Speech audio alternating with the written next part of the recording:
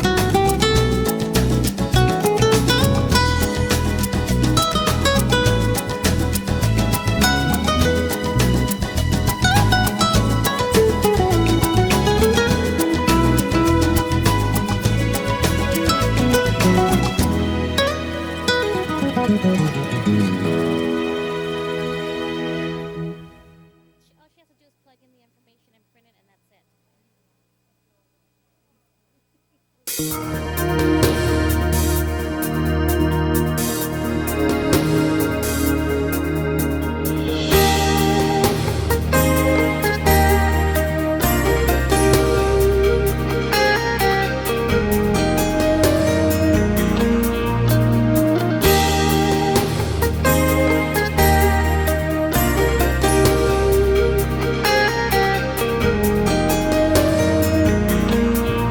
20 minutes after 10, and we have Mr. Alatorre, Mrs. Chick, Ms. Galanter, Mr. Kowski, Mr. Wax.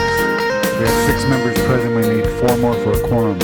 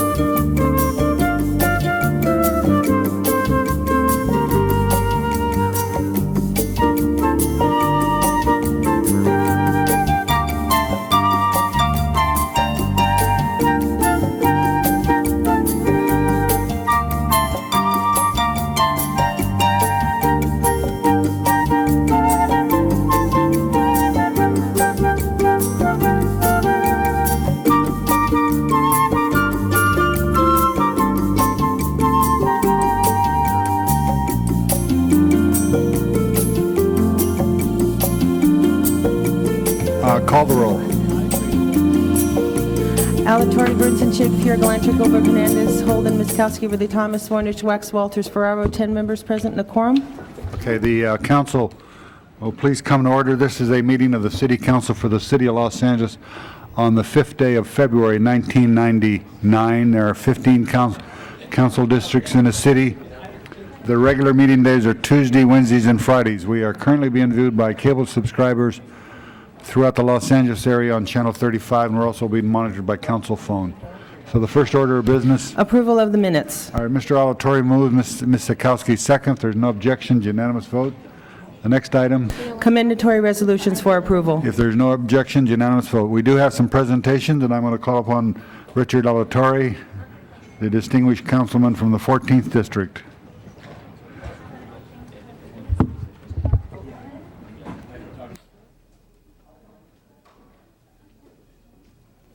I want to ask former chief of the Metropolitan Transportation Authority, the police department before they merged, now Commander Sharon Papa, if she could join me. Mr. President and members, you know, a lot is said about the fact that people in Los Angeles really do not care about their fellow citizens. And the frustration many times by the police department is that not enough people get involved in bringing to light injustices in their community. Today I'm here to honor a man that happens to be an employee of the city of Los Angeles, working with the General Services. He's a painter. And he happens also part-time to be a resident manager of an apartment house in the northeastern part of Los Angeles. And about several years ago, one of his tenants, an elderly 80-year-old plus tenant that had lived there in the apartment for a long time, very well liked by people and the like, started noticing that she had hired an individual to care for her. And different things started happening. And as a result of it, and as a result of his tenacity, and as a result of just staying on top of it, in fact, an injustice had been taking place. This woman that was hired to care for this elderly lady began to embezzle money from her, to get her to write checks to herself, and spending them obviously not for the care of this elderly woman. So he brought this to the attention after about a year of looking and wondering and seeing how a person can steal money from such an innocent woman. And as a result of the work that he did, the fact that he cared about his tenant and this elderly woman, an arrest took place. An arrest, and it was discovered that thousands upon thousands of dollars had been siphoned out of her life savings, spent by this woman that took care of her. And just recently, the lady was convicted for a felony.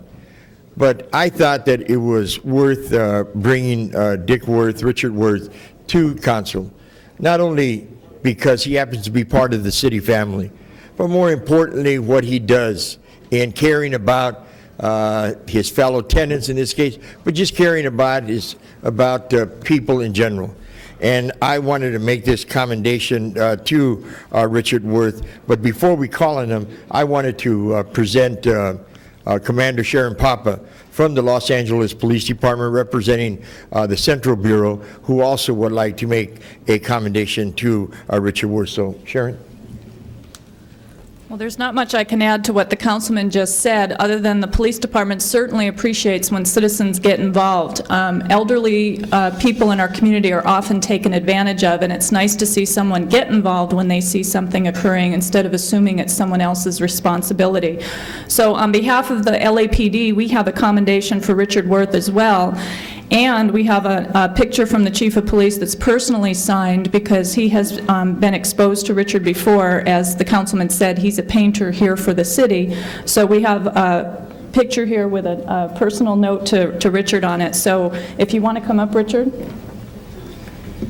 And we'll make a joint presentation, one on behalf of myself.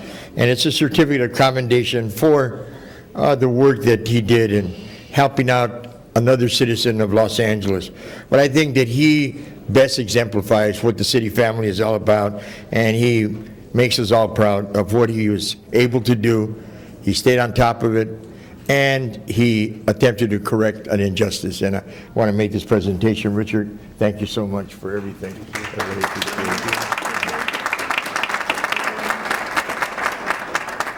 it. And of course, Ron, everybody knows Richard. Ron knows him, and others know him for his work, yes. Richard, here's one from LAPD. from the chief, as well as, this one has a personal note. I don't know if you want it read in front of everyone Go or ahead. not, but it says, "Thank you for your ongoing efforts to make Parker Center a good place to work. You are a hero for your personal involvement in assisting Northeast detectives during a recent arrest." And it's signed the chief from 1999. Thank you very much, Commander.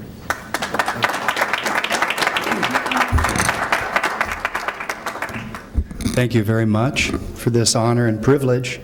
And I'd just like to remind everybody, elder abuse is on the rise. Watch your seniors, because if they have no one to take care of them, no children, they're targets. And the other part of this is, let it be said that the real accolades, I think, should go to the men and women of the Los Angeles Police Department that become targets themselves every time they put on a uniform. So they're the ones that I think deserve the real accolades. Thank you. Thank you very much, Richard. Thank you, Mr. Alatorre. Mr. Hernandez, did you have a presentation?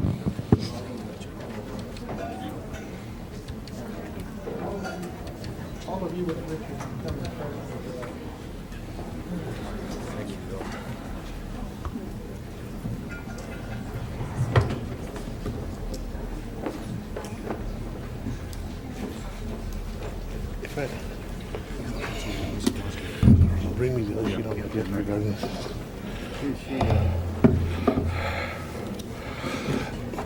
Mr. President, members of the council, I think that we have something to be proud about today as a city, and I want to be able to give this gentleman his proper recognition. What you need to know is we talk a lot about Belmont High School as a school that is overcrowded and is serving in the inner city, and basically I brought them up on several occasions to talk about their pride. But what I'm here to do today is to honor one of their students, and if John Dew will come up with Mr. Garcia, his principal, and my understanding also Ms. Buckner, who's the assistant principal, you can come up also. What I need the council to know that what we have here is someone who, at a very young age of 17, has probably established himself as part of the history of our great city. John Dew basically was the first place winner in the youth preamble competition. And we're talking about the preamble of the charter of the city of Los Angeles. And I just wanted to call this to one of my colleagues, Mr. Fuhr. Mr. Fuhr? Mike Fuhr. I just want to call to your attention because I think that this is the kind of thing you've been promoting throughout the city of Los Angeles, and I want to recognize you for your efforts in regards to our youth. But John Dew is the winner of the contest for the preamble of the charter of the city of Los Angeles. And what it means historically is that when we pass through this council, when it gets by us and goes to the voters, and if the voters voted in, the reality is that his preamble will be the first thing people will read when they read the charter of the city of LA. And you need to know that in winning the competition, he got a U.S. savings bond, but again, I think he's placing himself in the history of the city of LA, and it's important we recognize that. And I want to read the preamble to everybody so everybody knows what this young man wrote. Basically, he wrote, "We the people of the city of Los Angeles, in order to build a new governmental foundation for the millennium, do hereby create a community where all voices in our diverse society can be heard. We hereby establish a process for all people to participate fairly and have equitable representation. We do hereby provide for the fair distribution of all government services and resources, natural and financial. And we hereby strive to maintain an urban environment where all people have the opportunity to be educated, gainfully employed, and free to pursue social harmony." These were the thoughts of a 17-year-old in regards to what the Constitution of this city should be about. And for that, I just want to recognize John Dew for his great accomplishment and give him a certificate of tribute on behalf of the City of Los Angeles, the City Council, And again, thank you for your great words.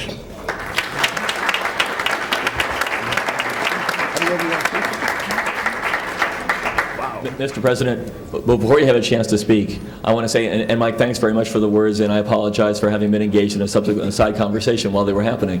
When I had a chance to read those words in print, I was very moved, both because of their content and because of where they came from.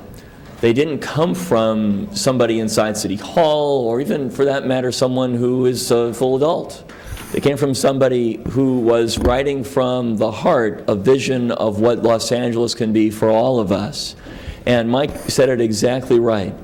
The savings bond is a token of recognition, but it's trivial by comparison to the mark that you will have made, as Mike said, on the history and the legacy of what this process has been for all of Los Angeles. And everybody's very proud of you, and it's important that you recognize. I actually was poised to attend the press conference on Monday that was supposed to happen in recognition of this. Went to learn hadn't, other things got in the way of it. I would have missed, I'm sorry that that opportunity didn't happen, but very pleased that Mr. Hernandez brought you to the attention of all of us here on the council floor today so you can get recognized by all of us. Thank you very much and congratulations. Well, I guess that says it all, but basically I just want to thank all of you for giving me the opportunity to be here. Mr. Hernandez, thanks to my principal, and Ms. Buckner for being here. But I am getting, I didn't think it was going to be such a big deal when I first wrote it. And now I'm not complaining, I'm enjoying it and everything, but the thing is that I'm here, I think, not on behalf of just myself, but on behalf of youth and the empowerment that youth have within them, but just don't get the opportunity to actually express. You have to understand that the last preamble was written about 75 years ago, and when you look at the people who were back then, and you look at how diverse and how colored and just how unique our people are right now, you have to understand that this preamble is just here to signify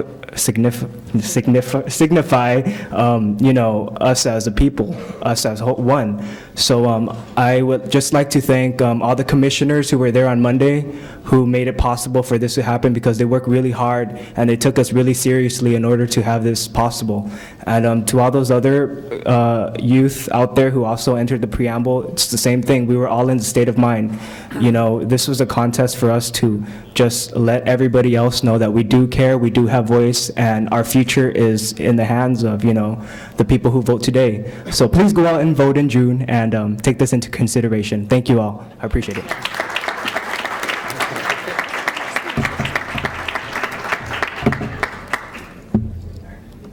I want to express my thanks for the honor that was bestowed.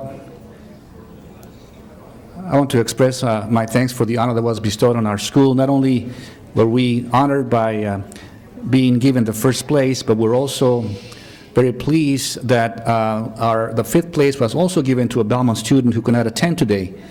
And it is very true that the words that are contained in that preamble came from the heart.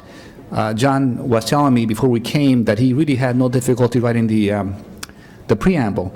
And I said there was another great document which has defined much of our thinking in this country, which was also written on the back of an envelope by a very well-known president.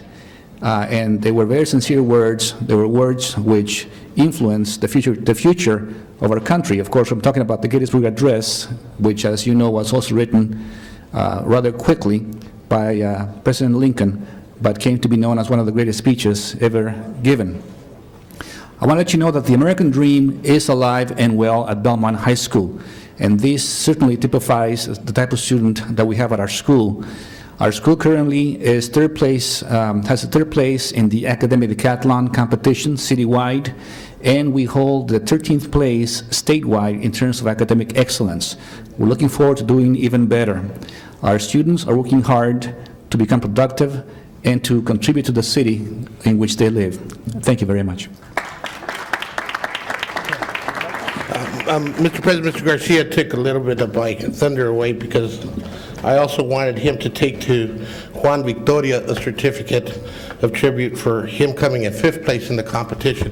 also from Belmont High School. There was over 170 students who participated, and when you look at the different high schools, they're from throughout the city, and I think Belmont has a special recognition because they had 2 of the top 5, but it also happens to be the high school closest to City Hall. So maybe that had a little bit to do with it.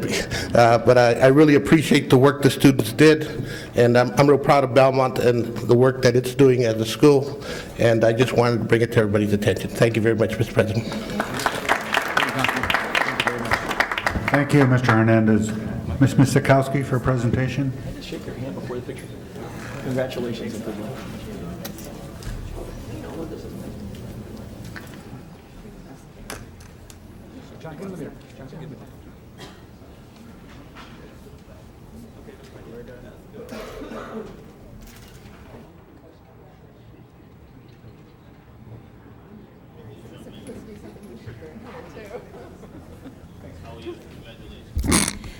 Thank you, Mr. President. I think it's fitting to follow the tribute to a member of our school and the youth, representing the youth, in terms of some positive words for us in terms of governance, to follow up, and I would like to invite the director of the Barrington Recreation Center, as well as June McIver and Tracy Higgins from LA Winds, to join me. Members of the council, yesterday was the day that we celebrated the 13th annual National Girls and Women in Sports Day. And it will be celebrated tomorrow, actually, at the Barrington Recreation Center, in coordination with the City Recreation and Parks Department and Los Angeles Women in Sports, which is known as LA Winds.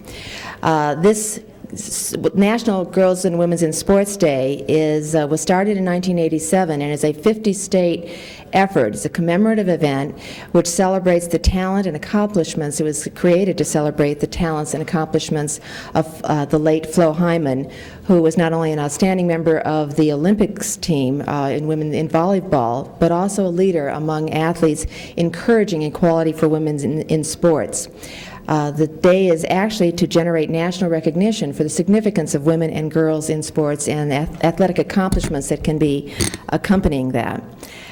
We all know that athletics is one of the most effective avenues available to youth of all types to encourage teamwork, initiative, sense of pride, sense of self, and that breaking down a lot of other social barriers, and that in particular recently we are seeing great strides for women and girls in sports when we focus on that.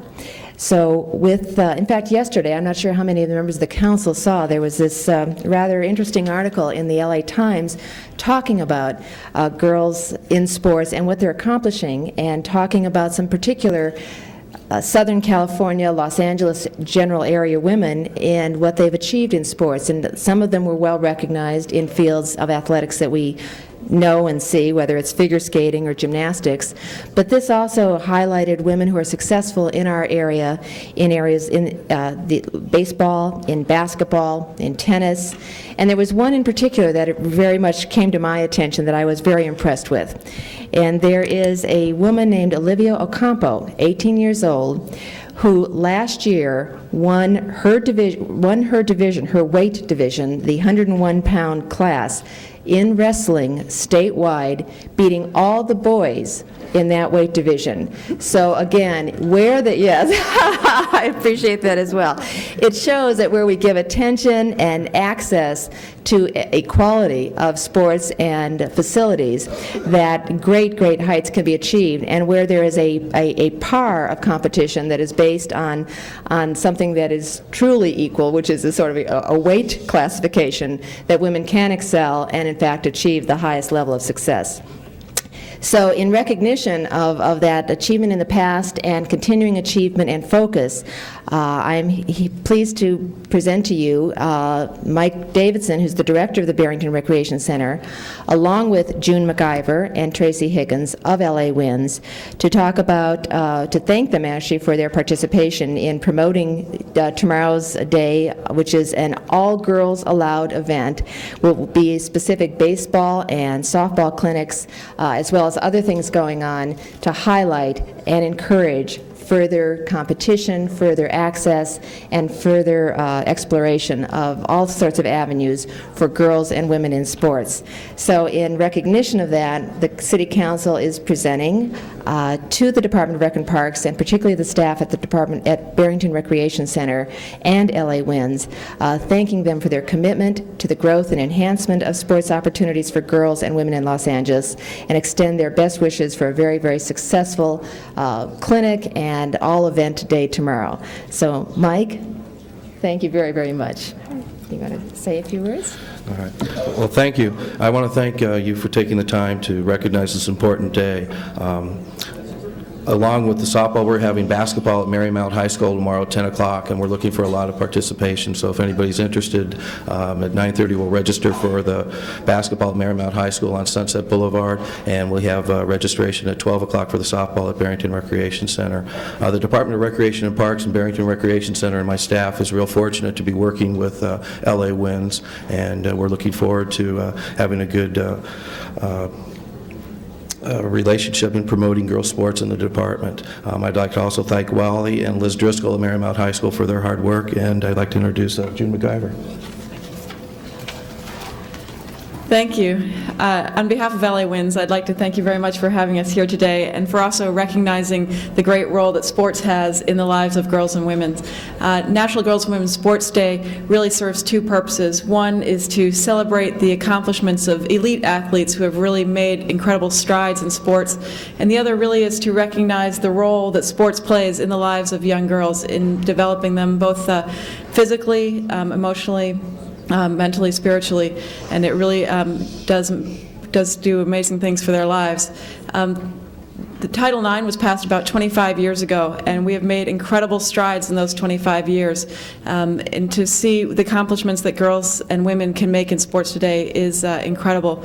One example we will have right here in Los Angeles this summer is the 1999 Women's World Cup, which is the championship of women's soccer, which will be, the finals will be at the Rose Bowl on July 10th, and that is the World Championship of Women's Soccer. So I invite you to come out and experience the incredible accomplishments that women can achieve on the field. And thank you again very much for your support. Thank you. You want to say anything? No. Thank you, Mr. President. We can go in the back. Thank you, Ms. Misakowski.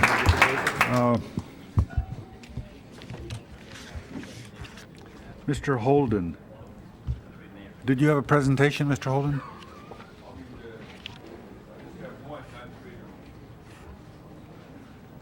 Oh, don't disappoint us.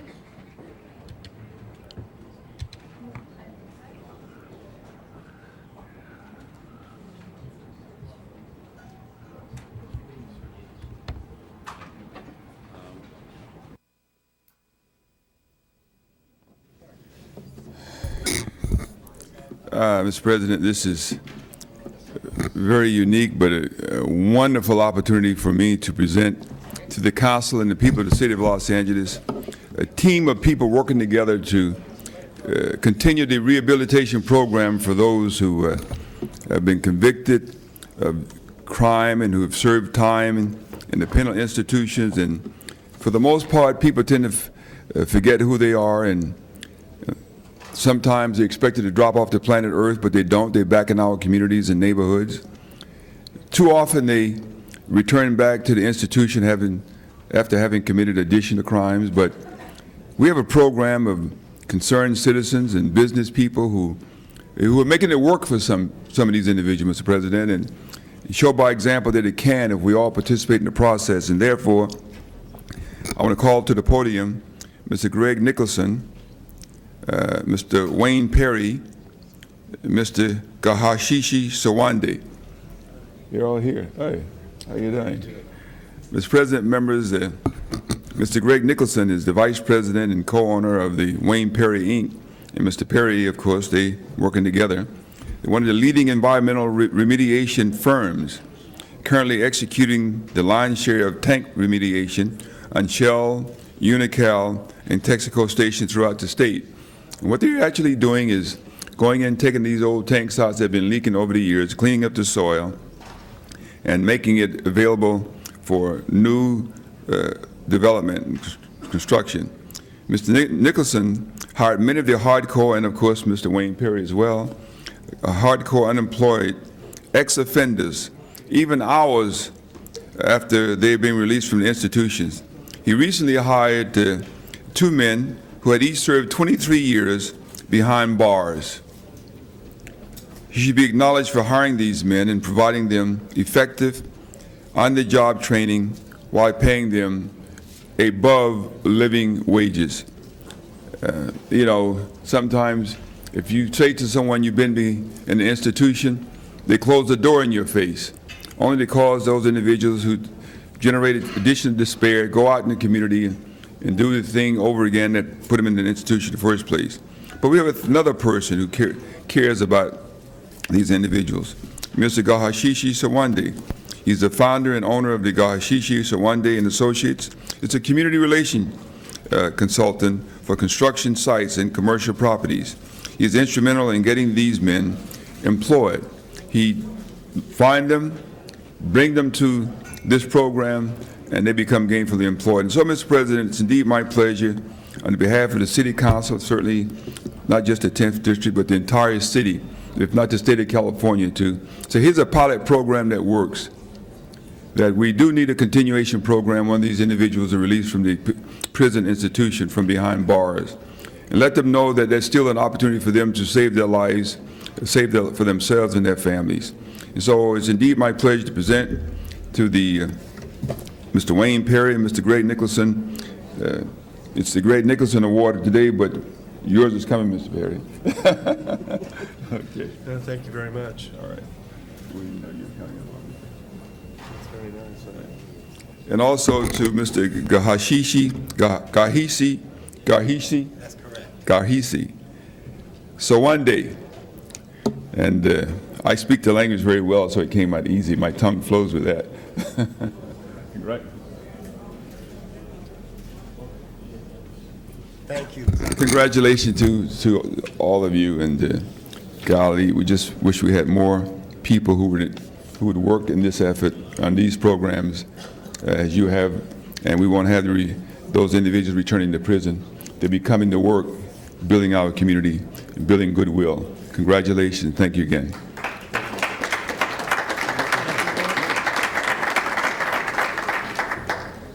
I'd like to thank all the council districts for accommodating us as we tore the stations up in your various districts, particularly the 15th District, Councilman Rudy Savanovich, and also Nate Holden's office, Councilman Nate Holden. The city has a number of aging tanks that need to be replaced, and I hope that they'll give serious consideration to a company like Wayne Perry Incorporated that is working with our community, and thank you for allowing us the opportunity to come today. You shouldn't talk about Nate Holden as aging. He said the tanks are and you are, Mr. President. He didn't say me. I see. He said, Mr. President, aging and the tanks. He really meant you, but I told him not to say that.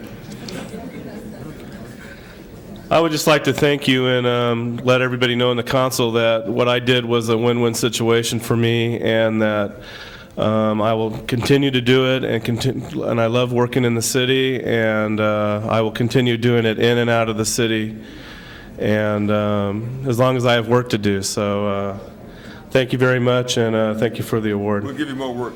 Okay, thanks. All right. We'd like to also acknowledge Vermont McKinney from the United States Department of Justice Community Relations. Early on, he spoke with Greg Nicholson and Wayne Perry, and they all of them saw beyond the rhetoric, and we sat down, and here we are today. Thanks, Vermont. Okay, thank you, Mr. Holden. Did you want to speak? Yeah, I just want to say that, this is in terms of trying to establish communication between various contractors that do work here in the city of Los Angeles and community groups, and to try to resolve potential issues and problems in a way that it works out on behalf of all of both the contractors and the community organizations as well as the community, kind of as a win-win situation where everybody can kind of get on the same page and help improve the infrastructure here in the city. So I'm just pleased to have worked with all of the parties to bring them together to mediate this and resolve this in such a way that it works out for the best interest of the city. Thank you. The government's behind us, right? Yes, the government's 100% behind you, that's for sure, the federal government. Thank you. Okay, thank you, Mr. Holden. The next item, Before taking up the regular agenda, Mr. President, you have several items to continue. Item number 1 is to be continued until February 12th. is there any objection to that? Seeing none, that will be the order. Item number 13, you have a request from Councilmember Swarnich's office to continue that until February 10th. February 10th, is there any objections to that? Seeing none, that will be the order. And item number 20, you have a request to continue to Tuesday, February 9th. Is there any objection to continuing item number 20 until February 9th? Seeing none, that will be the order. Next item. Next item, item number 3 is confirmation of city official, Jeffrey D. Cabot to the Environmental Affairs Commission for the term ending June 30th, 2003. Is Mr. Cabot here? Would you take the center table? Here. Is there any, Ms. Misakowski? President of the Environmental Quality Committee held a hearing, was very pleased with Mr. Cabot and what he brings to the Environmental Affairs Department, and we recommended him unanimously. Any discussion? If not, prepare the roll, tabulate the vote. 10 ayes. Mr. Cabot, you've been approved. We want to thank you for serving the city. Thank you. I will send that forthwith. Next item. Next item, Mr. President, item number 2, item notice for public hearing. I need a motion from the floor to receive and file. No, I don't. Item number 2, is there anybody in the chamber wants to be heard on item 2? Seeing none, the public hearing is closed. Any discussion on this? If not, prepare the roll, tabulate the vote. 10 ayes. That is approved forthwith on that. Next item. Next item, Mr. President, items for which public hearings have been held, items 4 through 9. Are any special by council members, 4 through 9? Any special? 6 is called special.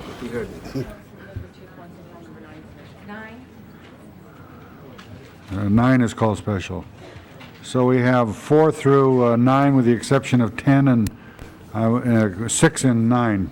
Prepare the roll, tabulate the vote. 10 ayes. Those are approved.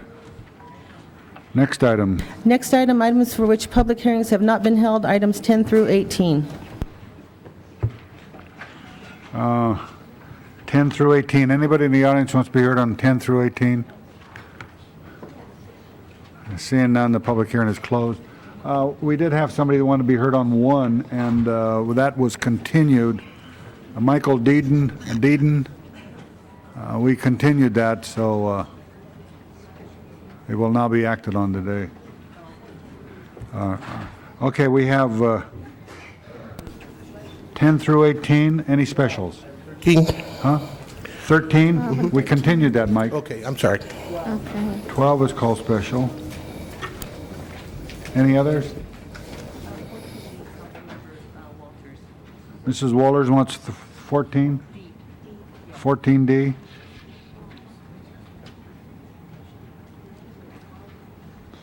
Okay. All right, prepare the roll on 10 through 18 with the exception of 12. 12. 14D. Is that it? Tabulate the vote. 10 ayes. Those are approved. Forthwith on 17. Next item. Next item, Mr. President, item number 19 on the continued agenda.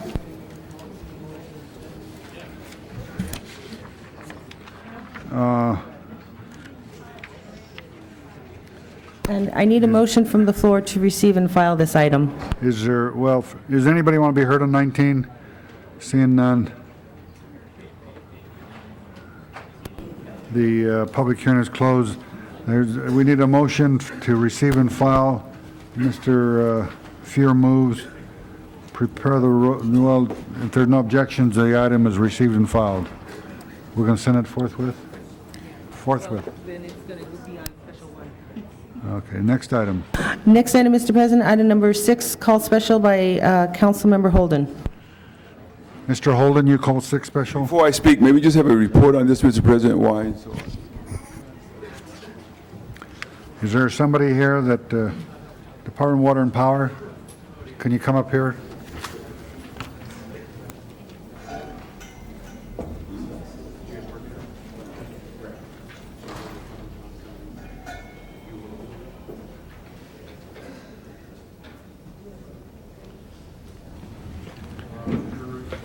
Holden would like a report on this.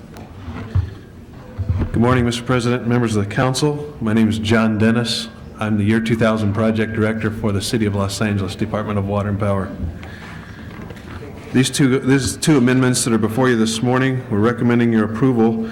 The amendment number 2 to this agreement is just for the date extension until June 30th to meet the mayor's request for Year 2000 compliance at DWP. Amendment number 2 is for 2 additional systems that we've determined late last year that are not Y2K compliant. And these 2 systems, which are one for our water system and one for our energy system, would be incorporated into this work management system and also meet our Year 2000 compliance. There are considerable cost savings by staying with this work management system.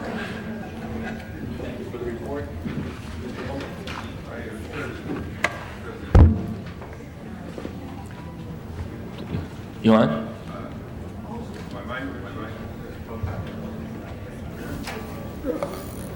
Okay, that's all right, fine. President, members, I recall this contract being discussed at length in the council back prior to its original approval in 1996 or prior, before that. And you signed the contract for $2,530,000. And you say it expires July 31st, 1998. But it was not time limited. I mean, they were supposed to provide a service for us. And did they meet all the conditions in terms of the contract? Did they give us what we paid for in 1998? And if they did, why are we asking for an extension and giving them another $1.4 million? And if they did not, why didn't they do that? Are we getting what we paid for is my question.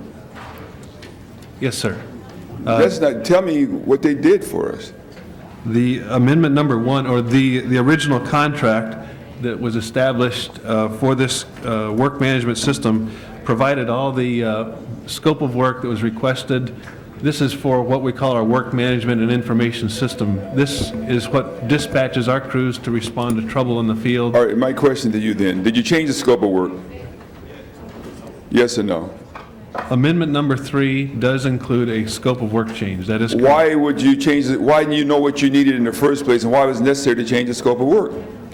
Amendment number 3 is for 2 additional systems that were assessed back in last year, about June time period, that we determined that those were not Year 2000 compliant. These are completely separate systems. Okay, who told you that you needed these 2 systems that were not in compliance? Both our internal review and an external review. All right, and when you put this thing out to bid, and you needed the scope of work defined in total at that time, why weren't this scope of work included in that package? Yeah, these items were not part of this original package. Okay, all right. And in closing, Mr. President, I think I voted against this in the first place. This came out because of competitive bid, and I was not satisfied with what they were recommending and why. And this is like a bid preference, where you go back and you change the scope of work to get the money that you originally really wanted for the job in the first place. And this is, it's just another trick, another way in which you really exploit government and take advantage of them. And I'm not in favor of that. You are on the inside. I'm sure that you're not amenable to it either, but it just doesn't make any sense to me that we have qualified, experienced general managers. That's why I try to save their job, general managers, and they come and give us something like this. May I respond? Go ahead. Two items, at least, I would like to leave with you, at least this morning, on your decision. One is that it is critical for meeting our June 30th date to do this, to get an alternate bidder at this point in time. We would not be able to meet that June 30th date for these two particular systems that were recently determined that they're not compliant on year 2000. That's part of our goal of meeting this. All right. Okay, I understand. Go ahead, I'm sorry. Sir. Secondly, as far as the cost savings to the city of Los Angeles, these are large systems, and for the site license alone, to bring in another application would cost $200,000 to $250,000 for each one of those two applications that we're bringing in the scope. So our cost savings for the city right here would be approximately $500,000 on these two applications. Well, I know alone. exactly what you're saying. You're ballooning the cost. It's a bid preference. You're doing it after the fact, and you knew that going in, but the council was not told that. Thank you, Mr. President. I mean, I'll vote for it today, but I didn't vote for it originally. Okay, we have because we have a feet to the fire. We have no choice. We have item number 6 before us. Prepare the roll. Tabulate the vote. 10 eyes. That is approved. Forthwith on that. Next item. Next item, Mr. President, item number 9, called special by Councilmember Chick. Mrs. Chick, you call 9 special? Yes, thank you, Mr. President and colleagues. I just wanted to quickly review the history of what's brought us here today with the Public Safety Committee report that I move for your acceptance. Some time ago, shortly after the commission hired its new and now current executive director, a letter from the president of the commission to the chief of police that seemed to narrow the scope of the inspector general's duties and responsibilities was sent to the chief of police. And then, shortly after, our inspector general resigned, stating that in a variety of ways she felt her job had been hindered. Colleagues, this is a very important issue for us to be paying attention to. We had a job to do, and that was to uphold the very critical details of Charter Amendment F that the thousands and thousands of people that we directly represent passed overwhelmingly some years ago, and the Charter Amendment establishing the key position of the Commission's Inspector General. Now your Public Safety Committee, after a great deal of thought and much discussion and consultation with some of the key members and advisors of the original Christopher Commission, have before you recommendations for some changes. The ordinance that is being recommended will have its first reading, and I will request that it be, the first reading be held over and scheduled for Tuesday. Basically reiterates and underscores and sends a message that the department's policy and the city's already existing policy about issues of confidentiality and protection against reprisal are protected and are stated in an ordinance by the City Council to reinforce those other policies. We have sent, I believe, colleagues, together a very strong and needed message. And I want to thank and send our appreciation to the Police Commission that clearly heard that message and responded with a clarification and a strengthening of some of their own rules.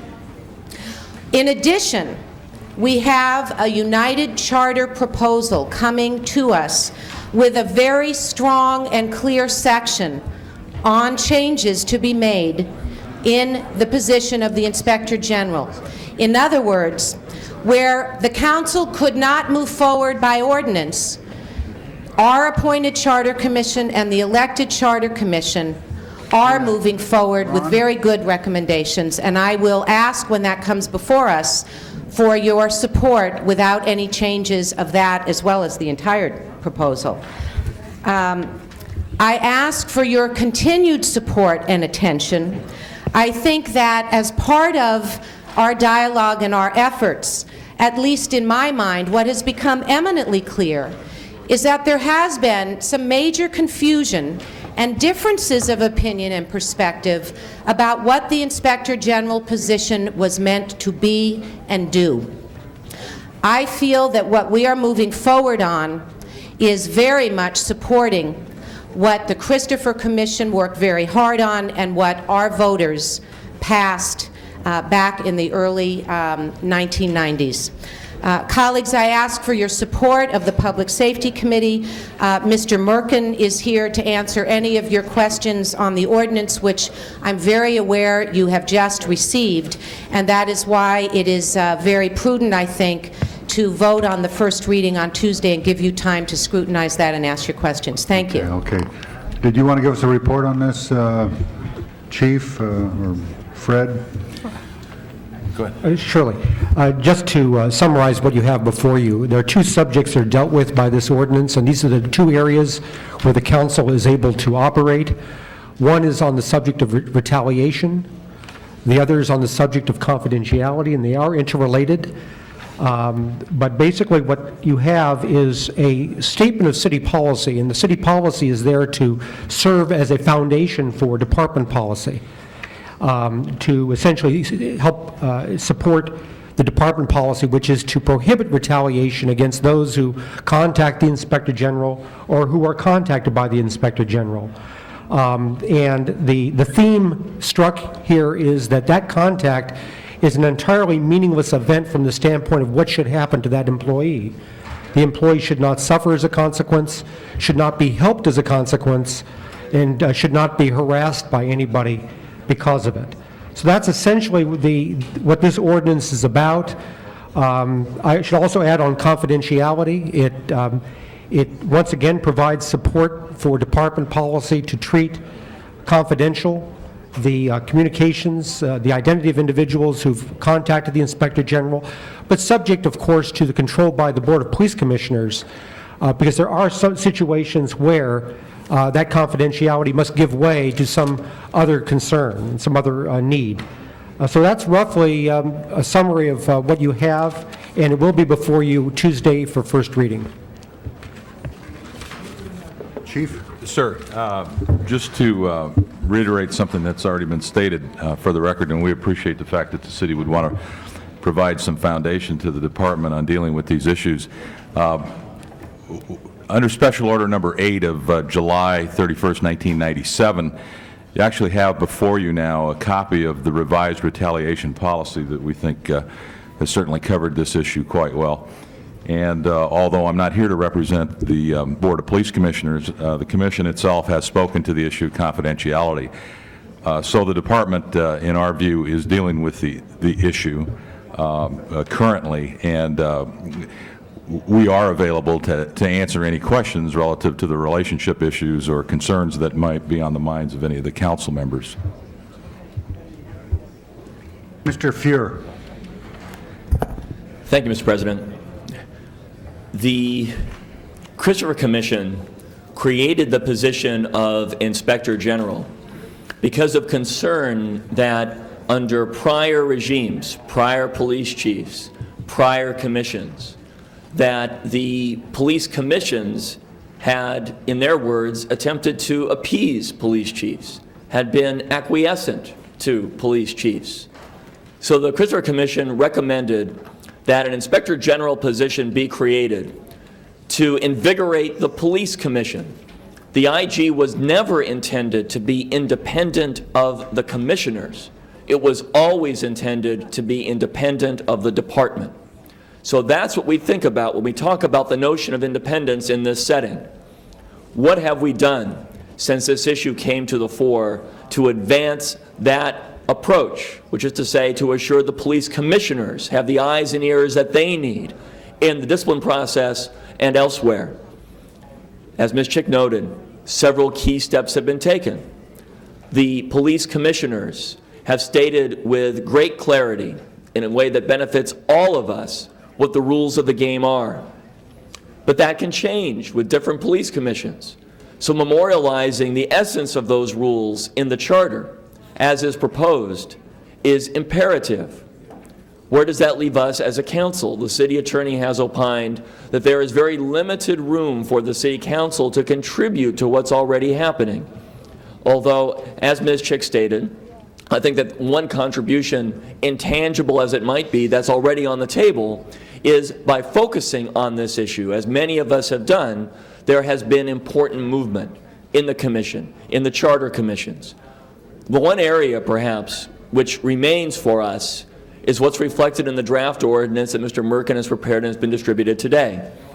And I want to acknowledge that within the department, as is clear from the text of Special Order Number 8, there is a retaliation policy. And one could say that that retaliation policy does, in fact, touch most of the key areas that the ordinance draft would. But I don't think that the retaliation policy makes the ordinance redundant, or I wouldn't be supporting it. And Mr. Merkin, you might comment on this after I've concluded, but it seems to me that special orders can be issued and retracted by chiefs of police. An ordinance, even one that memorializes the essence of what's already in place in a special order, is insulated from that potential change. The full council would have to change that in subsequent years, and I don't see that happening with this. So even though the department has a policy that has muscle behind it on retaliation, I think the ordinance only helps to underscore this important aspect of the work of the Inspector General and the role that all of us, including officers and others who might want to speak to the Inspector General, can play in assuring the kind of department that Chief Parks has said again and again through word and deed he wants. And that's one where discipline is taken seriously and where officer conduct has to be of the highest caliber. Thank you. Fred, do you want to elaborate on that? Yes. I think it does provide, it does strengthen the policy in that it lays a city policy foundation for the department's policy. You might want to analogize to discrimination. If a department has a policy prohibiting discrimination in the workplace, would it be improper for the city council to espouse a policy, advance a policy, articulate a policy forbidding discrimination in the workplace? Of course it would not be improper. In fact, it's a desirable thing to have because you are trying to reinforce the point. So that's what I think this does here.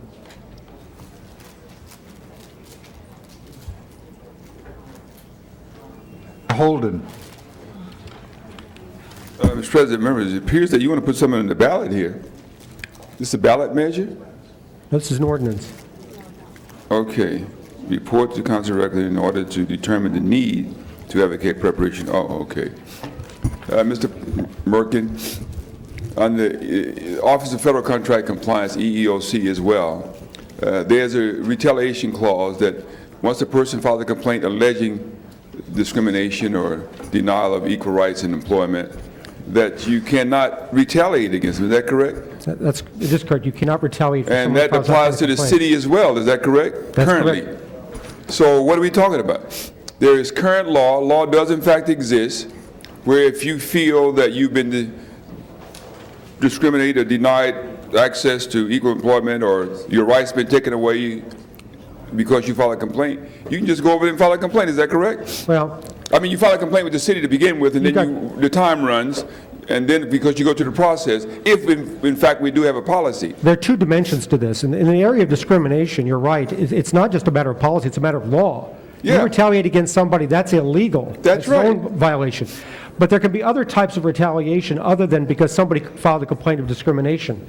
You can report misconduct or participate in a proceeding involving somebody's misconduct and suffer as a consequence. The department has a policy on that, but the purpose of this ordinance is to reinforce it and establish this as a matter of city policy. But it's similar to exist. Well, the city's policy and laws don't differ at all from the state and federal in this regard. Is that correct? No.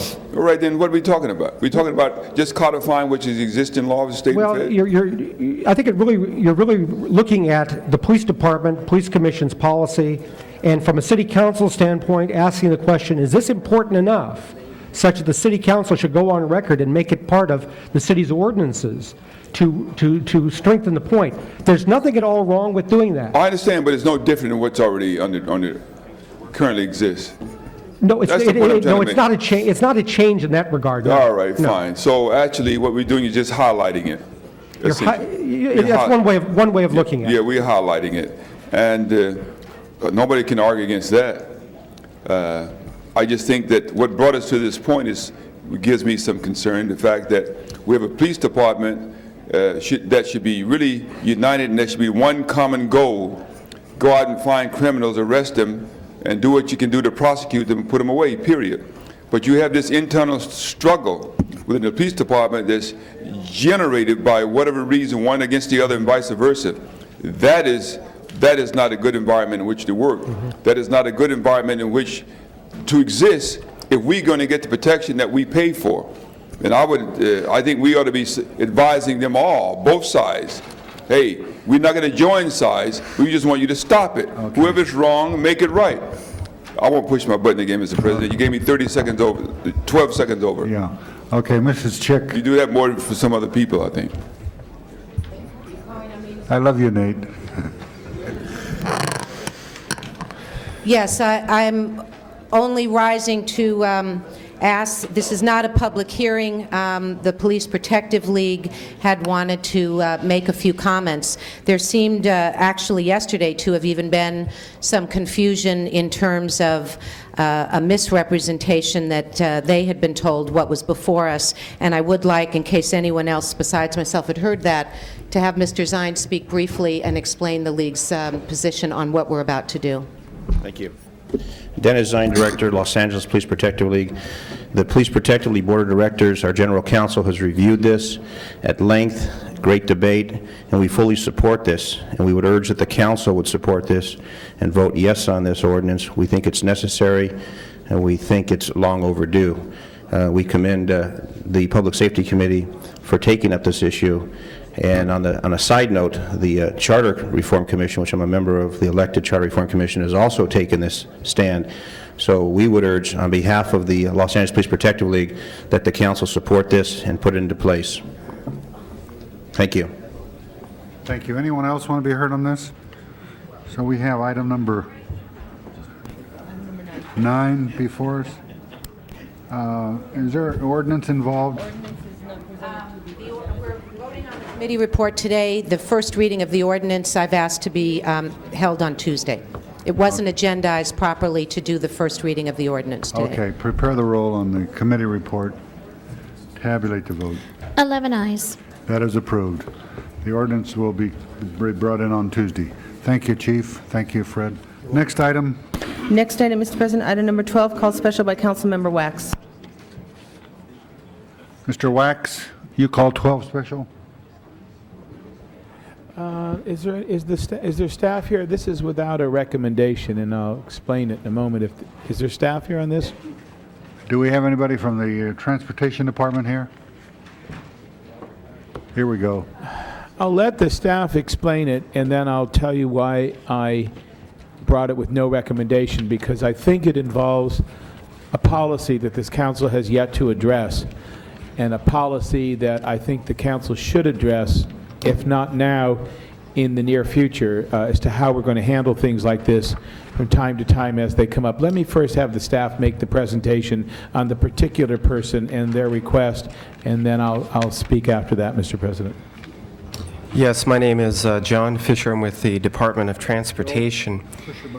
We have a employee who developed on his own personal time software called the Adaptive Traffic Control System, which would be an upgrade of our ATSAC system. It allows traffic signal timing to change more quickly in response to traffic conditions than our current ATSAC system does. He has a copyright for that software, which was registered in May of 1995. The department would like to purchase the ownership rights for that software. The mechanism for us purchasing it would be through an agreement that we'd like to enter into with the Federal Highway Administration, where they also would like the use of that software and would make it, in effect, a national software for the nation. They are willing to pay for the ownership rights of that, plus for some other traffic simulation work that we would perform for them. They're willing to enter into a $200,000 agreement with the city, of which $79,995 would go for the purchase of the software rights from Mr. Sean Skeon, who is an employee of the Department of Transportation. But the point we wish to emphasize is that he developed the software on his personal time, on his days off, and has ownership rights to it.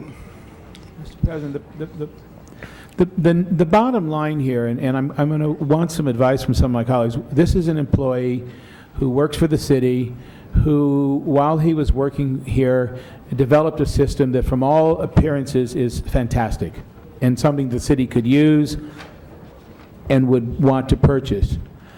The problem is what kind of policy, if any, do we have in treating situations like that? Every year we have a productivity luncheon, for example, and every year the city honors employees in various departments who have come up with suggestions for improvements in the delivery of city services, which save the city a lot of money.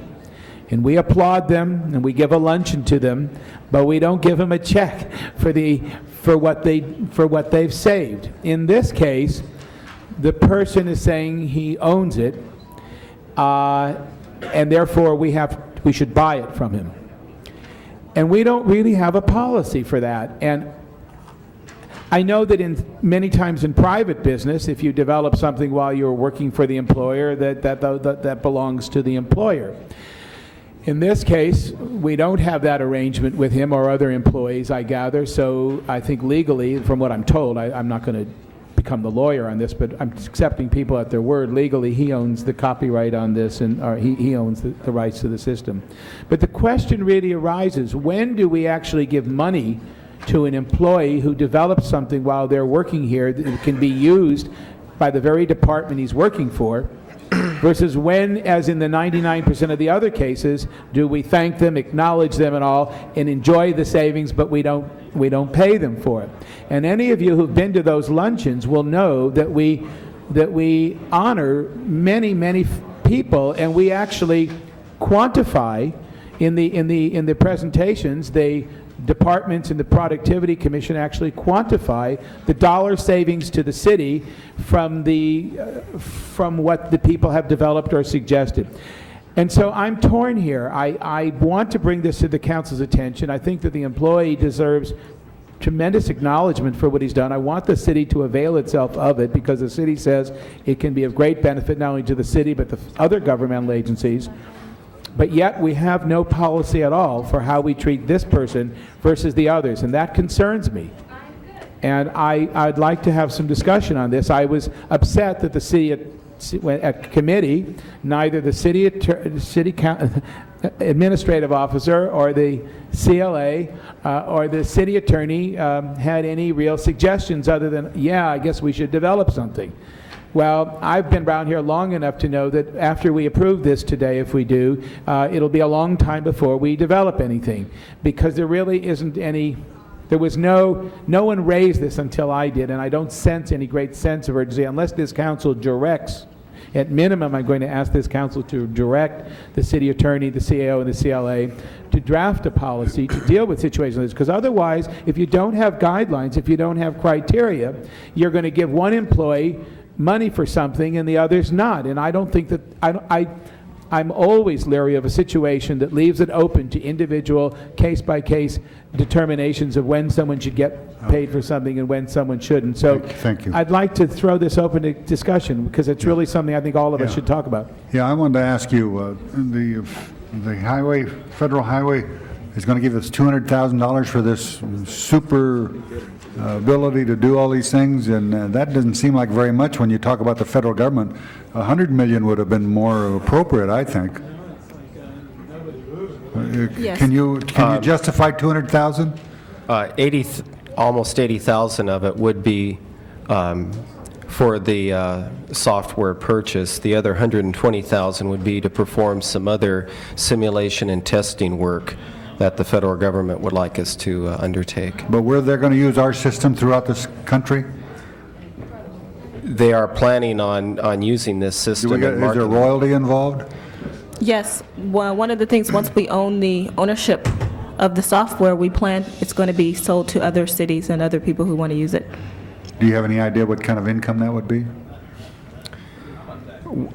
Well, we haven't tested the market, but we think it will produce possibly hundreds of thousands of dollars of income to the city for marketing this software outside of Los Angeles County. We've had some expressions of interest already. Okay, I'm going to start the debate, but let me also remind my colleagues that we do have a special one on the agenda, that so when this is over with, we still have another item which is very important, and this is, I think, the last day to act on it. Or Mr. Holden, you have the floor. Mr. President, this individual, Mr. Skian, in 1992 commenced his work on this design application. Did we ever honor him before the City Council on some work he has done? Yes or no? Yes, we honored him last week.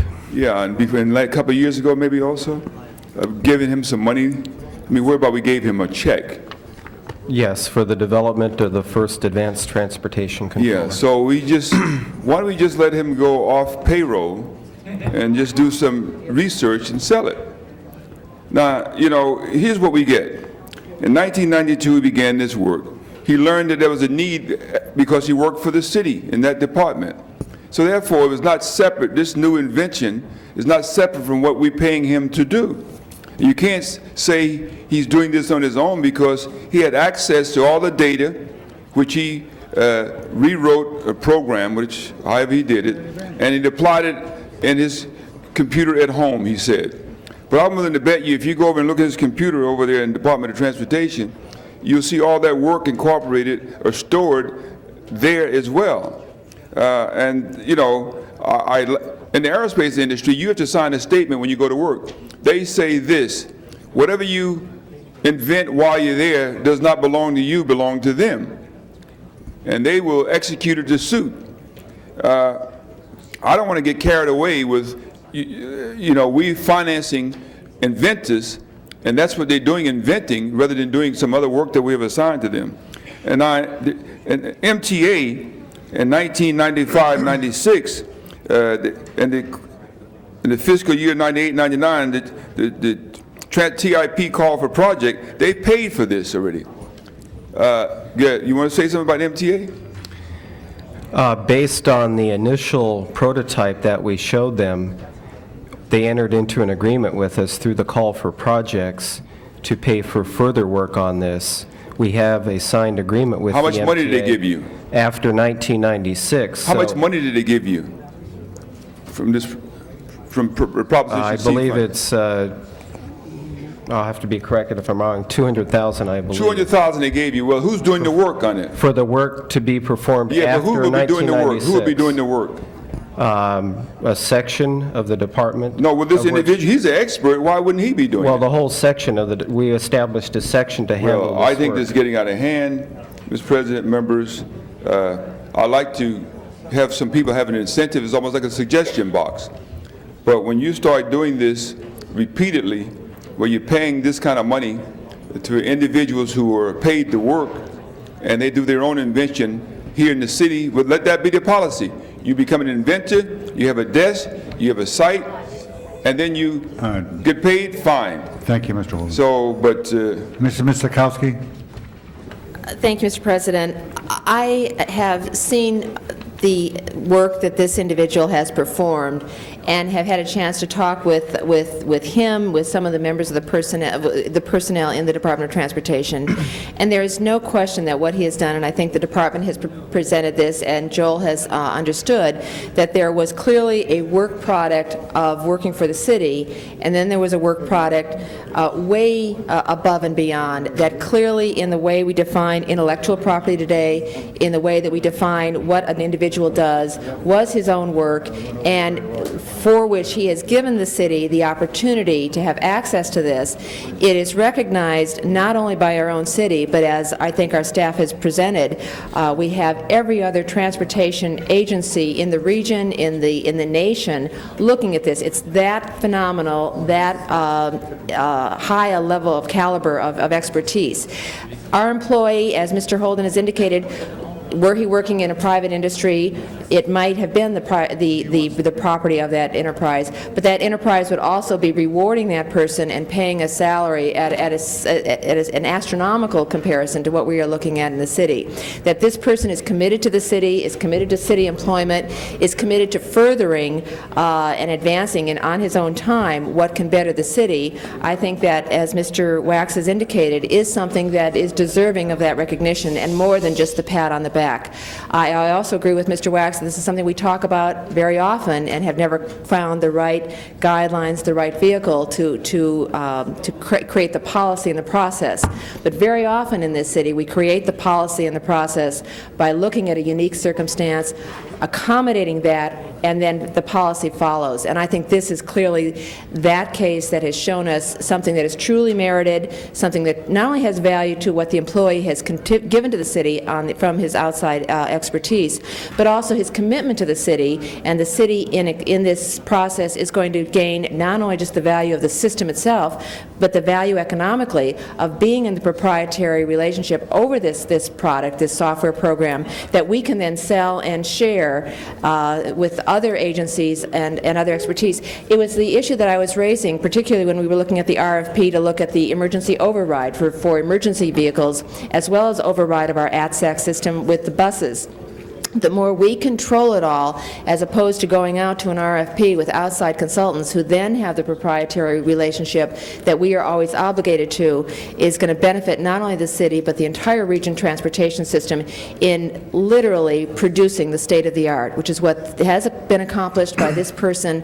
I think we should recognize it, move forward, and then also move forward on an appropriate comprehensive policy for looking at this kind of opportunity for other employees in the future. Ms. Galanter. First of all, I'd like to move the CAO recommendation, since there doesn't seem to be a motion on the floor here. And the reason I do that is that I think it's wonderful that we have city employees who, when they go home from their job, think about the work they do and think about how it could be done better. And this is a person who clearly does that and does it very productively. Obviously, he owns the rights to this thing. He copyrighted it. He was inspired to do it by the job he has at the city. Would that we were all so successful at figuring out how to get the jobs we have done better.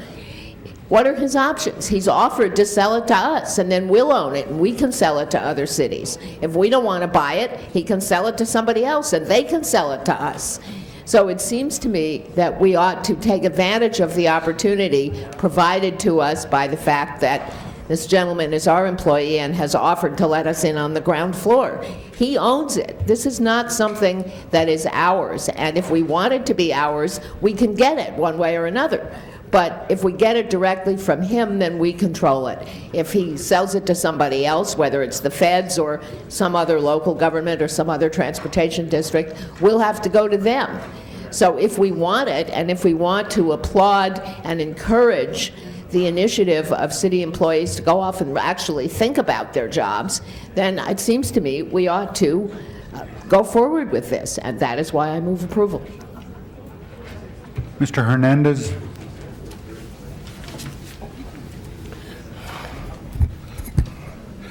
I guess part of our problem is this doesn't happen too often, so we don't know how to deal with it.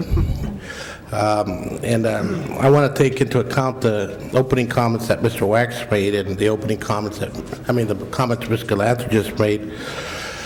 I think that we want to develop some policy, but at the same time, the policy has to be carefully drafted because we want to continue to encourage our employees to be creative, to figure out better ways to do things.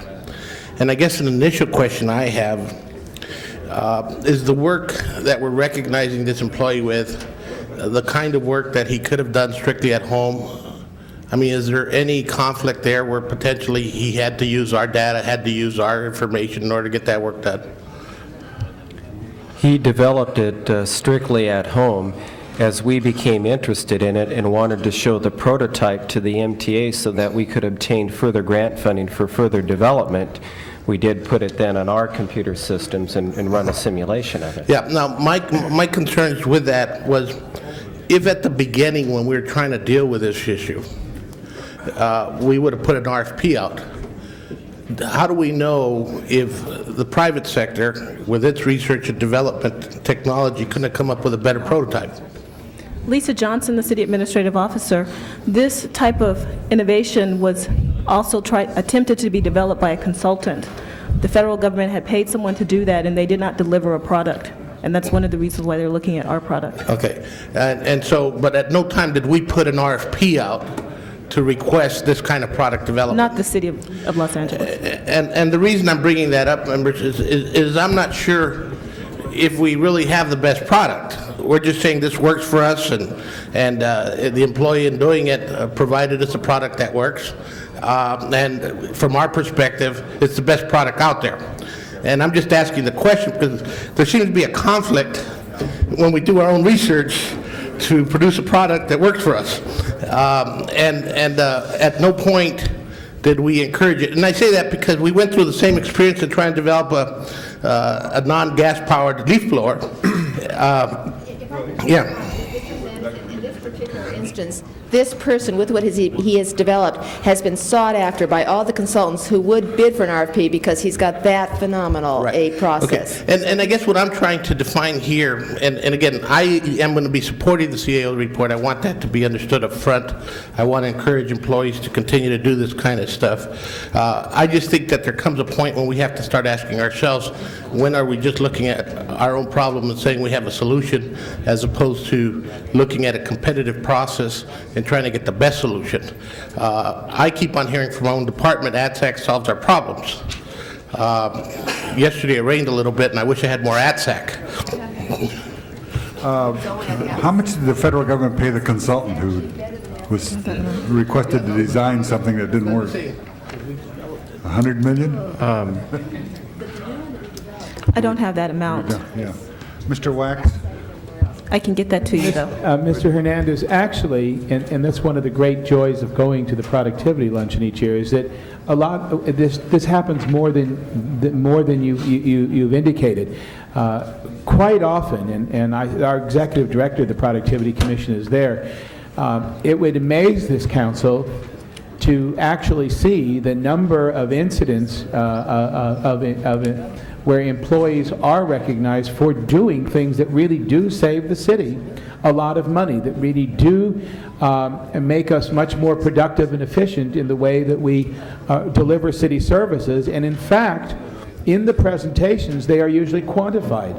That as a result of the efforts of the employees being honored, the Department A or Department B has saved X amount of money, and sometimes it's very substantial in the ability to sweep the streets or clean run the sewer service system, et cetera. So it does happen far more than the public may be aware of.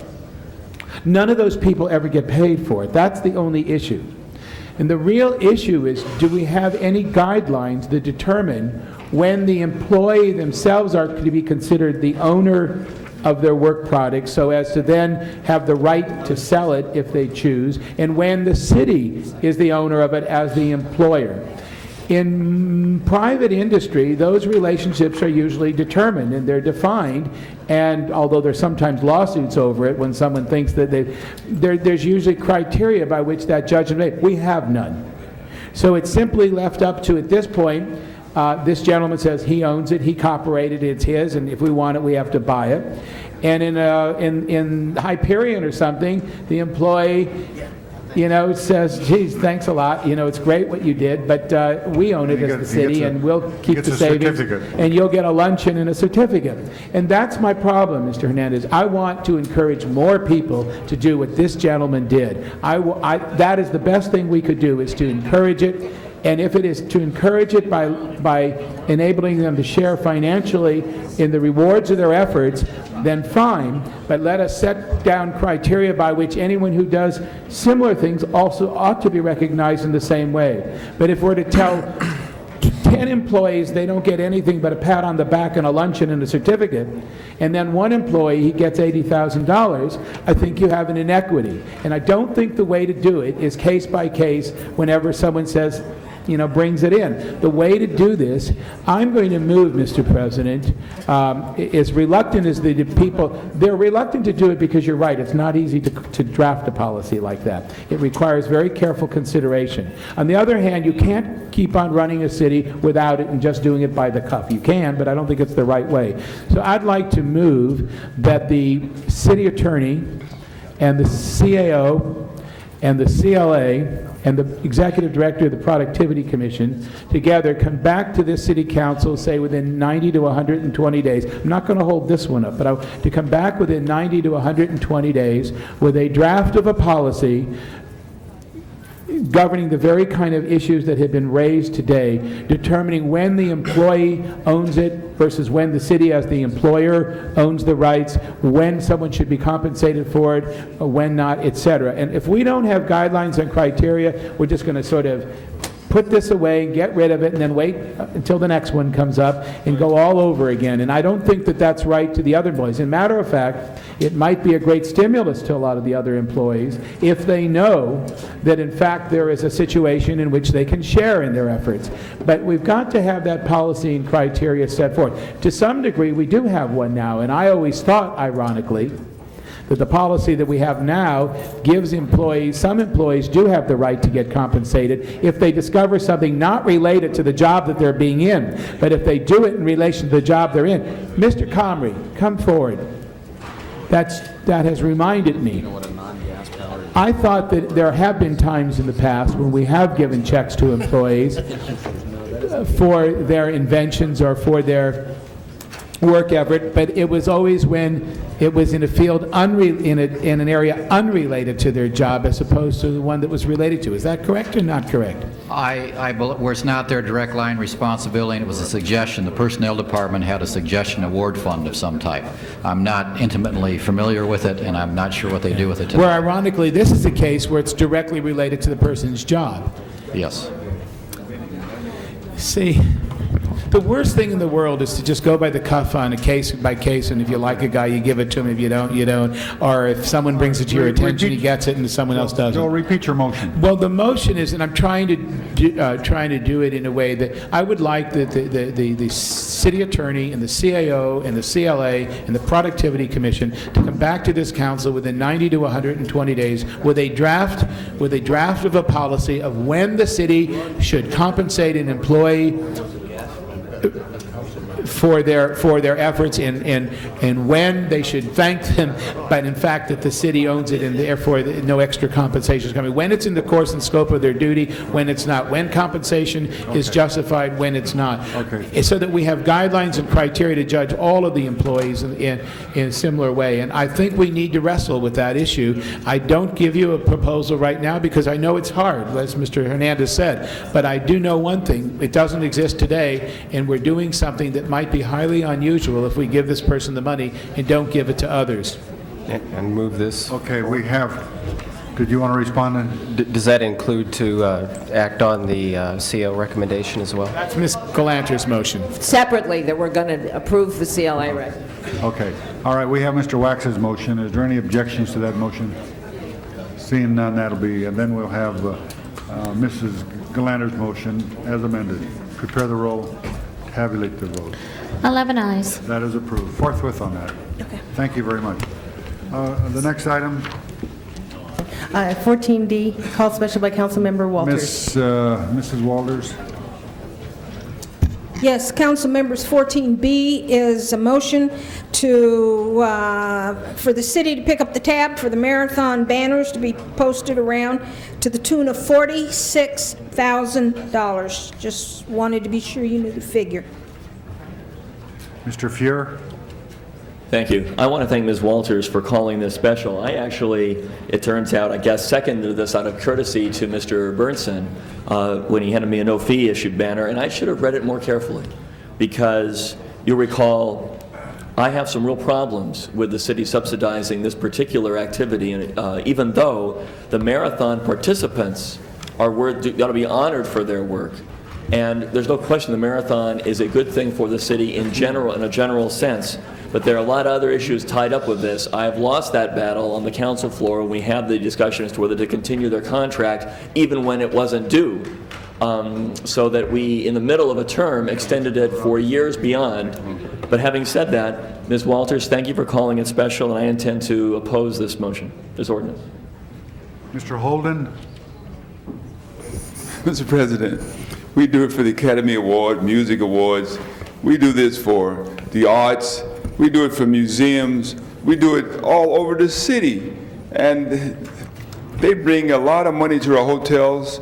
The hotel bed tax coming in here. You get more back than you get back from these other events, special events, that you vote for, Mr. Fuhrer. Now, I guess sometime it depends on who the subject is.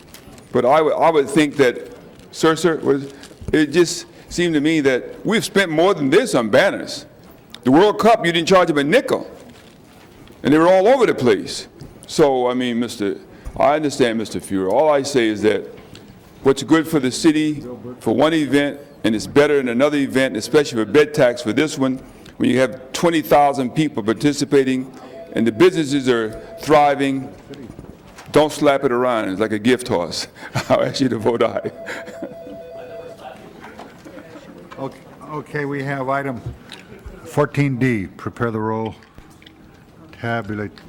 prepare the roll and tabulate the vote. 9 ayes, 2 noes. That is approved.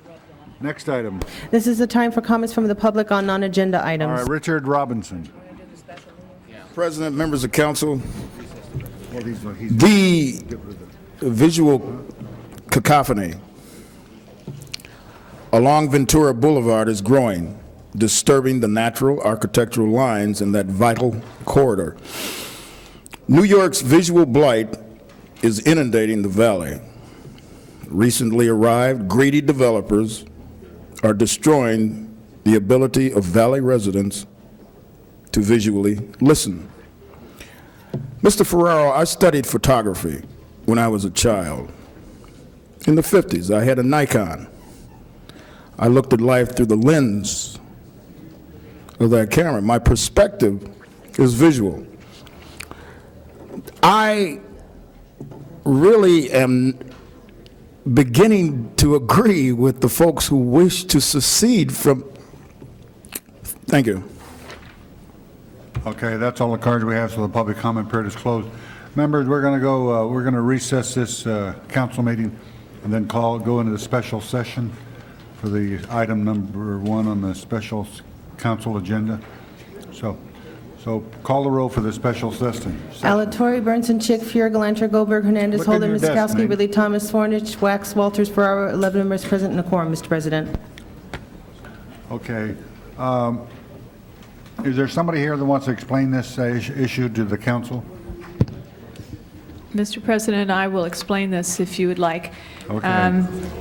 This is merely a ratification of the council action that they took on December 9th, 1998, approving various actions relative to authorizing the Los Angeles Housing Department to file an application with the California Debt Limit Allocation Committee in the total of $329 million. There was a letter requesting that there was a letter stating that they felt that the Brown Act notice wasn't correct, and therefore we have renoticed this in an abundance of caution. We do believe that the notice was correct, but just to make sure that all the items are covered, we have done this. The council may ratify it, may vote to ratify it, or may vote not to ratify it. That is their choice. Okay, we have Gary's public hearing, Gary Squire, and then Bo Taylor.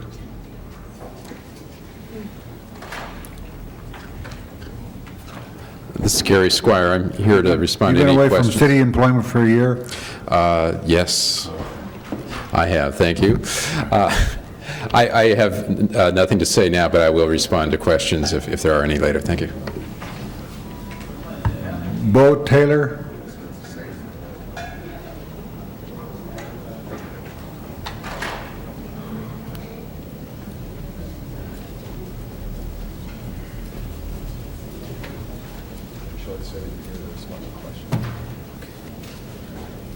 Good morning. My name is Bo Taylor. I'm president and founder of Unity One, which is a gang intervention prevention organization. And I'm just here to support the Playa Vista project and answer any questions if you have any for me. All right, thank you. Thank you. All right, Mr. Holden?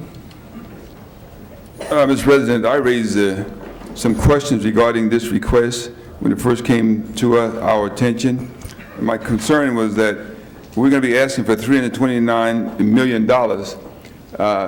How would this affect the projects, smaller projects in each of our respective districts? And there's only so much money that the state has been allocating for this purpose of affordable housing. And what if this project got it all? Nobody could, maybe Mr. Deaton can answer us, and he could hold my time, Mr. President, while... yeah, all right, thank you. I'll hold your hand, too. Thank you, Mr. President. This action encompasses all the projects, and we're asking the state for approval. If the state whatever the state approves, either all or a portion thereof is what we will. But this includes, what do you mean all of the projects? There's 300 and some odd million, as I. In every district? No, I think citywide, of which you're speaking. I think a portion of which is. In the Playa Vista project, but... This is all for the Playa Vista project, is that correct? No, this is... What is it for? This is for $300 and some odd million. For all the housing? All the projects. Tell us, go ahead. That's what I want to know. Yeah. How much of it is for Playa Vista? That's the question that I was asking before. 84 million of the 329 million. Okay, how much did they fund each year so far? How much did we get? Yeah. From the state? How much funding that we were reallocated last fiscal year? Do you know? Not offhand. I mean, we're competing. It's less than $100 million. What did we get to? That's the point I'm raising. If the year before was less than 100 million, the year before was less than 100 million, then how do we ask for 329 million? And what portion of this goes to Playa Vista? Then what does that mean about the other housing projects that we're trying to get funded? Right now, there are no rules, Councilman, for distribution of the allocation. I know what the rules are. Yeah, I know there are no rules. And we are competing with Northern California and other municipalities, although there is greater demand than the supply of the allocation. Playa Vista project specifically doesn't necessarily compete with our projects. All of our projects are applying with are competing with other municipalities as well. Mr. President and members, this is double talk. You know, I know what the rules are, but in reality, the majority of the money for the housing, affordable housing, will go to Playa Vista, period. And the other projects could be superseded by this project, given the fact that they're going to have some real tough lobbyists in Sacramento, and they're going to argue for their project for the funds to go there first, period. And that's in reality, and that's what's in fact going to happen. And so the other projects are going to end up on the table and dead. So you need affordable housing in South Central, you need affordable housing in my district, you need affordable housing in East LA. They'll be cut out for the Playa Vista project. That is the reality. And that is not what you're telling the members of the council. And so, I mean, it's going to roll over me like a train, but the fact of the matter is that those are the facts. And you know they are, and you ought to just come to the table one day and level with the people. Let them know it's not 6 and 1 and a half a dozen the other, but here are the real facts. That this community is going to suffer in the inner city, and this project is going to be funded at Playa Vista, period. And you won't say that, because what are the chances are the inner city applicant for the affordable housing going to live in the Playa Vista project? Not at all. Just not going to happen. They're going to select certain class of people to live in that environment with certain job skills, to live in that environment. And this way we're going to be shutting out our own constituents. And you know that. That troubles me. All right, thank you. Mr. Savorny, this is your committee? Yes. I'll call on you. Thank you, Mr. President, members of the council. With all due respect to my colleague, I believe that the information that has been articulated by the last speaker is maybe not necessarily correct, and I would like to give the Housing Department an opportunity to answer a few questions that I have for them and then to add anything else. First of all, we are asking for a $329 million tax allocation committee consideration of all of the projects that the City of Los Angeles is putting forward, 84 million thereof being for Playa Vista. But the way the projects are chosen now in Sacramento is by lottery, correct, on these or not? Okay, tell us how these are going to be chosen, and if indeed why these $329 million in projects are being considered in regards to all of the projects statewide, and why not necessarily it means that this one large lump sum item project would be to the detriment of others throughout the city. Go ahead. This is the first year, Councilman, that there is a greater demand than the supply for the allocation of tax-exempt bond. We have approximately, or they have approximately $1.6 billion of allocation. There is $1.8 billion demand for multifamily housing. Because of that, it may in fact become a lottery situation. They do not yet have a system for the selection. I apologize, I confused the TCAC with the process tax from this credit one. My allocation. apologies. But the way we are going, it may in fact become a lottery process like TCAC, because that's how that ended up in a lottery situation. The competition is, there are 4 or 5 other entities. For example, CHAFA is asking approximately $1 billion allocation. California statewide is asking for another $1 billion allocation. Ours is just $329 million allocation. So our competition most likely would be with other municipalities who are requesting this big chunks of allocations. And my question would be also, is not Playa Vista one of dozens of other projects as part of this package that we want to send forward? So is there not, what is the total amount I should say requests that are in this proposal? Is it 38, 39, something like that? The inducement resolution, which is being, on the table today, has 38 projects in it, one of which is Playa Vista. So there's 38 projects that we're asking that we go forward with today in regards to the bonds. A no vote on this today would put at jeopardy the other 37 projects in this package, which add up to be the majority of the $329 million. Is that correct? That's correct. So the other 37 projects are projects in council districts citywide. Am I correct? That's correct. That add up to be $230-some million. 239 in the inducement resolution, yes. Okay, so an aye vote would be to support the other 37 projects throughout the city and Playa Vista.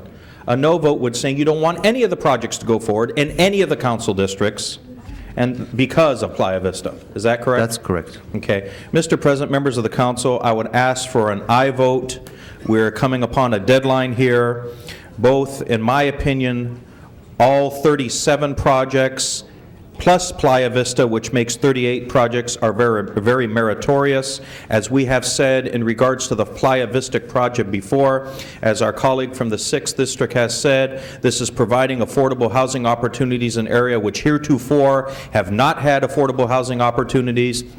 In addition, the majority of the funding for this process that we're going forward is to address affordable housing issues in council districts all across the city, and the majority of that funding is for those projects collectively. The largest line item, however, is Playa Vista, but all of the projects together, put together, are more than Playa Vista and almost 3 times the amount. I would encourage an aye vote, and let's get on with this so we can get our application in. All right, Mr. Hernandez. Mr. President, members of the council, when we talk about the issue of affordable housing, I tend to look at it as a citywide issue. And the reality is my district has benefited tremendously in regards to subsidies for funding, but I have a population base that needs tremendous more assistance in trying to deal with the need for their housing needs.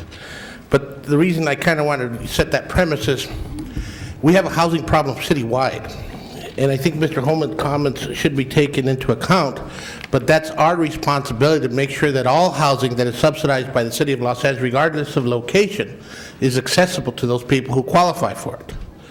we have a responsibility to make sure that happens regardless of where it is in the city of Los Angeles. And what you need to know is, yesterday I was at the SCAG meeting, and they're talking about the Regional Housing Needs Assessment Plan and the numbers. And as a region, there are certain regions that basically don't want to have a lot of low-income housing. They'd like to see metropolises like Los Angeles carry that burden. On many occasions, we've talked about the reality that we need housing throughout the city for all the people in the city, because low-income people don't just work in the inner city. We're trying to create job housing balances for them. So when we talk about development projects like DreamWorks, and how it is that some of the people who might live in my part of the city could work there, and we got to deal with the transportation hazard just to get there, when in reality, if they were able to find housing close to their job, it would make a lot of sense. And so I just kind of want to bring it in focus, because I think that when we talk about housing and we talk about the quality of life in neighborhoods, it's the jobs. And when we talk about the potentials for issues of the city, we're dealing with transportation as a major problem. And if we can build housing by those jobs, it makes a lot of sense. And I think that's why I'm supporting this application as a whole. I think that we have to account that the quality of life of all Angelenos is what we're looking about. But we have to make sure that access is provided to everybody. And we have to make sure that we create those links. And that will be our responsibility if we're fortunate enough to get full funding for this application. Mr. Fuhr? I move the question. Prepare the roll on the previous question. Tabulate the vote. 11 ayes.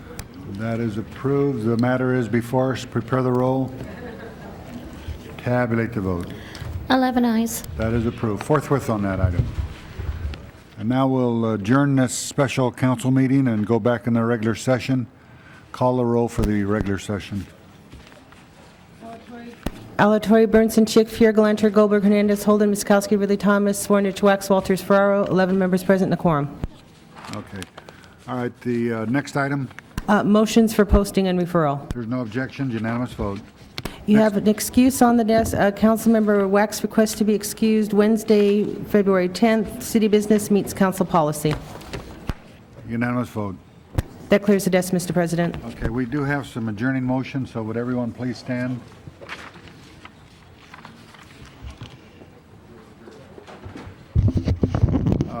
Members of the council, Damian Williams passed away. He was a deputy city attorney since 1986. He was assigned to the Hill Street branch for 12 years. Before joining the city council, he served in the U.S. Air Force for 20 years, obtaining the rank of lieutenant colonel. He leaves his wife, Dawn, a daughter, and a son, and a granddaughter. I'd also ask that we adjourn in memory of Mary Bonaventura, the mother of Tom Bonaventura, who worked for the city attorney's office for many, many years. She passed away after a long illness. We'll provide the information to the clerk. Mr. Wax?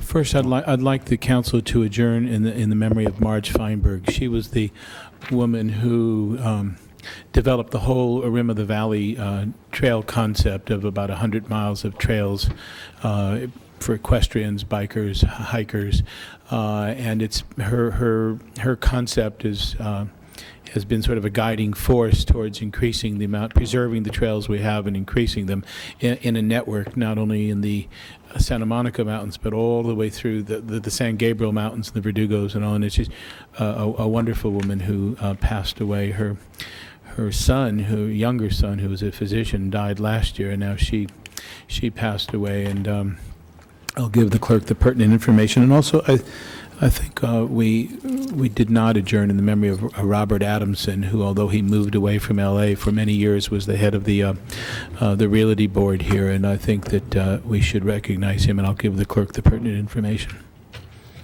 Ms. Miskowski? Co-sponsor on the Marge Feinberg resolution. She is a resident of the 11th Council District, and as Mr. Wax had indicated, has just been a stalwart supporter and advocate of the trail system, being with the Santa Monica Conservancy, with the National Recreation Area, not ever coming down to protest or raise her voice, but really just to lend her hand to raising these issues, and constructively, cooperatively, really made a very, very big difference in raising the attention of the trail system in a network-wide region, not in one just local area. She is survived by her husband, Milt Feinberg, and by her son, Lawrence, and she died suddenly of cancer. Mr. Ridley Thomas? Mr. President, members of the council, would you please join me in joining in memory of the Reverend John Nehemiah. He is survived by his wife, Dr. Dolores Nehemiah, as many of you may recognize as the chair of our Authors Study Club, who sponsored the official opening of African American History Month just this past week. I would also ask that you join me in joining in memory of Chong Bok Hong. Ms. Hong was the victim that many of us have learned about just recently, and has drawn the rather extraordinary outpouring of sympathy that we've seen at the corner of 54th and Van Ness, and I'd ask Ms. Galanter to join me in this motion. All members in that? Mr. Holden? I'd just like to ask a second for Nehemiah, maybe ask that it be all members. Absolutely, all members. Are there any others?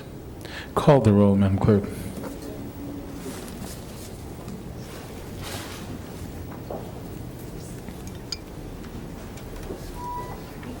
Council is adjourned.